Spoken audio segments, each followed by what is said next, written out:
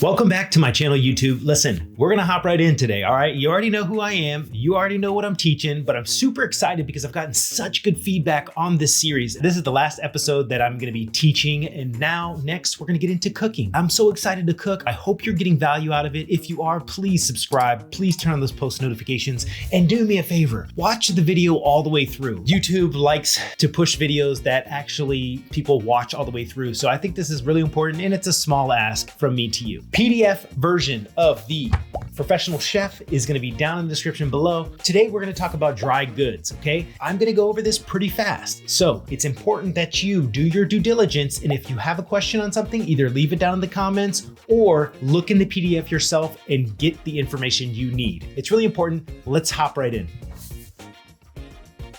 Dried legumes is what's up next. Commonly referred to as beans or peas, legumes are the dried seeds of pod-bearing plants. Legumes are considered to be a staple food to many cuisines throughout the world. Legumes become drier and harder and require a longer cooking time as they age, so they are best if used within 6 months of purchase. When purchasing legumes, look for beans, peas that are bright, shiny, and free of dust or mold. Always rinse them before preparing, and to remove any foreign, inedible debris, discard any beans or peas that appear moldy, damp, or wrinkled. Very important, okay? I don't care where you get your beans from, make sure you skim over them for stones. I have seen this happen too many times where people just pour the black green beans into the pot, pour water over it and call it a day. Make sure you visually inspect whatever it is, wherever it comes from, because the stone does not cook and you will break somebody's tooth. So, very important. Let's go over the types of legumes. Lentils, red lentils, green lentils, green split peas, chickpeas, pigeon peas, black beans, flageolets, lima beans, cranberry beans, kidney beans, great northern beans. Black beans are also known as turtle beans in the actual industry. So if you see turtle beans, you know they mean black beans. And I know that's kind of weird for anybody who's not a chef. Trust me, it is what it is. Next, I also want to talk about fava beans, okay, and broad beans, okay? These are large, flat. I love favas when they're fresh, but they can also be dry. And what's really important with any type of bean cookery, I always like to soak the beans first, okay? You just end up with a better product. Let the beans hydrate. I've seen it happen so many times where we had a black bean salsa on the menu and we needed it for lunch and it's 7 a.m. and we throw it on the stove, and then what happens is when you have beans boiling and they're dry, they bounce on each other and the outer layer comes off and it ends up not being amazing. So what I like to do is I like to pre-hydrate them always, forever, at least for 6 hours minimum before I cook them. That is very important. And then when you are cooking them, gentle simmer, not boiling. But we'll get into that when we go to cook them later. If you have any questions, leave them down below. The important thing I want you to know from this section of legumes is you need to know the difference between green lentils and orange lentils, chickpeas and pigeon peas. You have to know the difference. Trust me, I've seen so many cooks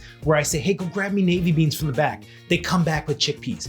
Just with this video, you don't have to go through the embarrassment of coming back to the line and with the wrong ingredients. And I know this might seem silly for some advanced cooks, but guess what? It happens often. You have no idea.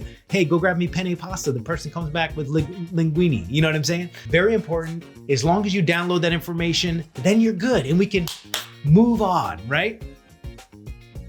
Next, let's talk about nuts and seeds. Nuts and seeds are the fruits of various trees. With the exception of the peanut, which grows underground in the root system of leguminous plants, nuts are available in the shell, shelled and roasted, blanched, sliced, slivered, halved, and chopped. Nuts are also used to produce butter, such as the ever popular peanut butter. Considering that nuts are somewhat expensive, storing them properly is a must. They are susceptible to turning rancid rather quickly. Nuts have not been roasted or shelled will keep longer. Shelled nuts may be stored in a freezer or refrigerator to allow for an extended shelf life. So we're gonna go over some identification, but as far as storing, I couldn't agree with this more. And I'm not gonna lie, if it's not a delicate nut or seed, I prefer to cryovac it. It'll extend the shelf life, or just order what you need for that week or day or less than a month. You know what I'm saying? Because the fat in the nut goes rancid really quick. And I've seen a lot of chefs make the mistake by ordering, 20-pound bag of hazelnuts for pastry. And guess what? Hazelnuts are, I would say, the most perishable, and you'll know when they're rancid, trust me. So it's important that when you receive it, it has a best by date.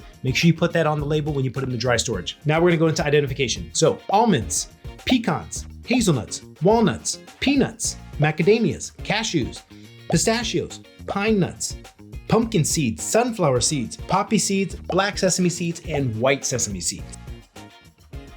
One other honorable mention here, we are gonna talk about spices very quickly, but I wanna preface this by saying this is gonna be a quick glaze over. These deserve their own freaking YouTube video. Without further ado, let's get into dried spices. Spices are aromatics produced primarily from the bark and seeds of plants. They have long been used as flavor additives for savory and sweet dishes. Dried spices are available whole, ground, or as spice blends. Whole spices will generally keep longer than ground spices. Dried spices are best stored in sealed containers in a cool, dry environment, away from extreme heat and direct light. For best results, purchase whole spices and grind them prior to use. I couldn't agree with that more. If you're a chef in a restaurant, it's better to order the spices whole and then grind them yourself. Don't get a big industrial grinder, just get a small little spice grinder, or a coffee grinder works perfect. There's nothing worse than buying pre-ground black pepper or pre-ground anything except for like garlic and onion powder and stuff like that. But whenever you have hot spices, always get them as whole as possible and really take the extra effort to have the cooks ground them fresh, right? Like when you go to drink a cup of coffee, you know the cup of coffee will taste better if it's freshly ground. You'll still drink it, right? If it's like been pre-ground,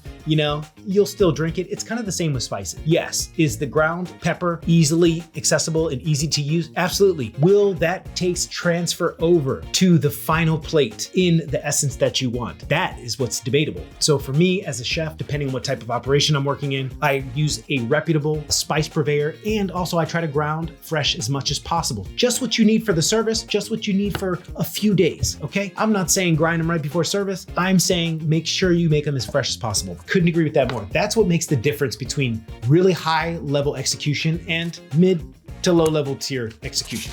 We're gonna do the identification now. First one, epazote, gumbo filet, turmeric, mustard seeds, caraway seeds, fenugreek, celery seed, cumin, coriander, juniper, cloves, allspice, anise, cardamom pods, nutmeg, star anise, cinnamon sticks. I want to talk about some of the mixes. So we're going to talk about cayenne pepper, paprika, which is, dried peppers. Some spice mixes that are honorable mentions. Chili powder is a blend of ground spices with dried chilies as a base. Can include cumin, cloves, coriander, garlic, and oregano. Degree of spiciness changes with variety of chili. Chinese 5-spice, blend of ground spices, equal parts Szechuan peppercorn, star anise, cinnamon, cloves, and fennel. Pungent flavor and aroma. Curry powder, blend of ground spices, can include cardamom, chili, cinnamon, clove, coriander, cumin, fennel seeds, fenugreek, mace, nutmeg, red and black pepper, poppy and sesame seeds, saffron, tamarind, turmeric. Degree of spiciness and color changes with variety. Garam masala, blend of dry roasted spices. Many variations can include black pepper, cardamom, cinnamon, cloves, coriander, cumin, dried chilies, fennel, mace, nutmeg, warm flavor and aroma, whole or ground. I really want to emphasize, you just need to know the difference between the different spices and what their applications are. I know I skimmed over that, but I think it's going to be its own video because I really want to go to detail when and where and how to buy spices and what to look for as far as fragrance. You know what I'm saying? Because this is going to be way more important. This video is just to differentiate the difference between a cinnamon stick and star anise, right? Allspice and black peppercorn. So if you got that, then we're ready to move on. That is gonna do it. If you've made it this far, I appreciate you, and trust me, it's gonna get better. You start with the baseline, the foundation. This is so important to me because as a chef, I can't tell you how many times I've been in a restaurant and somebody is very new and they don't know the difference between things. If you enjoyed the video, please give it a thumbs up. Make sure you smash the subscribe if you're not subscribed already. Turn on the post notifications, and I'll see y'all next week.